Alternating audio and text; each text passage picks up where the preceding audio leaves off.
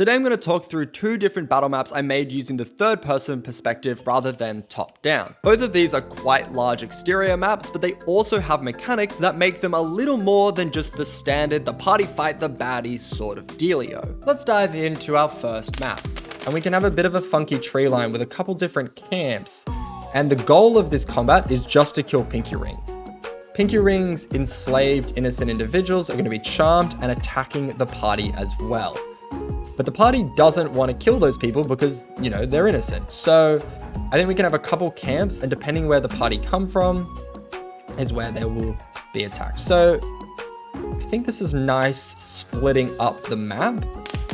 In this case, we wanted to create the feeling that the party has a lot of options for how they approach this battle. Even if the battle mainly takes place in a small area, this allows the party to dictate which area it happens, which is often the feeling we want to achieve when the party are ambushing a campsite like this. We also wanted the map to visually narrativize the NPC of Pinky Ring that the party would be fighting, an evil charm spell using Bard. I think maybe this is like a good one that can be the main one. It even has like a rug.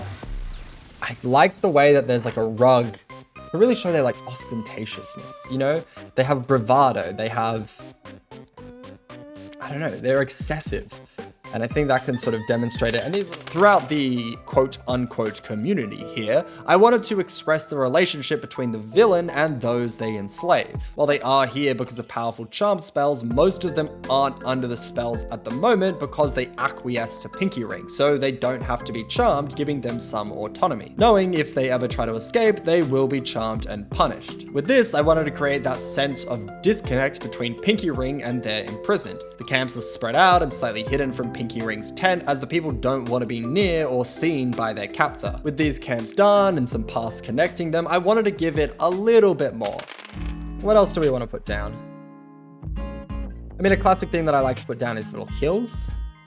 So I chuck in like a grassy hill every now and then. It just adds some like depth to it. So we can chuck like that in, like this. And then maybe over here we can have a little bit of a hill section like that. Yeah, and I think that adds in a little bit more dimensionality. With the final touches placed on the map, this is when we implemented some possible role-playing choices the party could make, which would lead to an easier battle. The party are actually able to talk to the enslaved before the battle. I think this actually adds like an interesting dynamic of like maybe they can get them to escape or like run away so they're actually not in the fight. Or maybe they can get like information from them. Once the battle starts and Pinky Ring is aware that they're being attacked, they're going to activate all their charm spells and everyone here is going to actively attack the party. But the party are actually able to talk to the individuals before the battle while they're still uncharmed. I like to reward parties who think about the encounter, especially in the context of the quest, and try to approach it in an intelligent way to benefit themselves. Adding in the chance for the party to talk to the possible enemies and have them actually work together in one way or another should feel rewarding for those that take this path. Further than just this, to make the encounter more than just a standard fighting a big baddie, we gave Pinky a charm spell they could use against the party every turn on top of their regular attack. I really like the idea of having an evil bard that can charm every single turn as an action, as well as like using a bow. So they're not necessarily doing a lot of damage to the party. 2d8 plus 3 is damage, but the main thing that they are trying to do is just turn the party and have them attack each other, along with having all the sort of people that they've enslaved attack the party as well. So it should be a very difficult fight, but not because this old mate is so dangerous or so strong themselves. What makes them strong is their charm abilities. And I really like that as an enemy. The fight is the party against themselves and not the actual person they're fighting.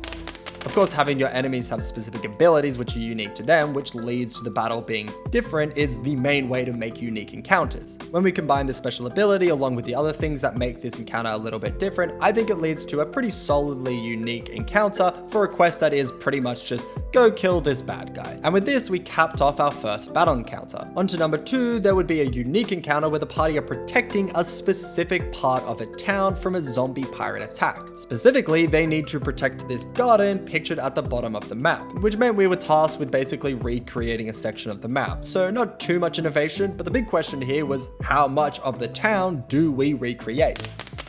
I think, you know, where the like tree line of the garden, like they are attacking the garden, that's what needs to be protected. I think that tree line can be more or less the right side of the map. So it can be sort of here, and we don't need to go too much further because that is just sort of dead space, but I don't want it to be like on the side. So I am just trying to like line it up a little bit. There's not a ton to say about the recreation process. I more or less copied a map and I think I did a pretty good job. Yeah, I mean, these are pretty much the same. I've sort of recreated it fairly effectively. It's a little bit different in certain places. I also think having this as a town gave an interesting energy to the battle. Yeah, it's a bigger map and it's like, it should feel like the party are defending a town. It shouldn't feel like a little microcosm. It should be like quite big. And, you know, we can have the pirate zombies running in and looting these different areas and attacking these different areas. And it should be kind of a scramble. Like it shouldn't be fully centralized, and the party should have to like run around and have this like chaotic energy of trying to like get a body onto someone and to get close enough to hit someone, especially if they're like a melee person. And if they're like a ranged person, like how do they set up to get the right sight lines? How could they protect themselves?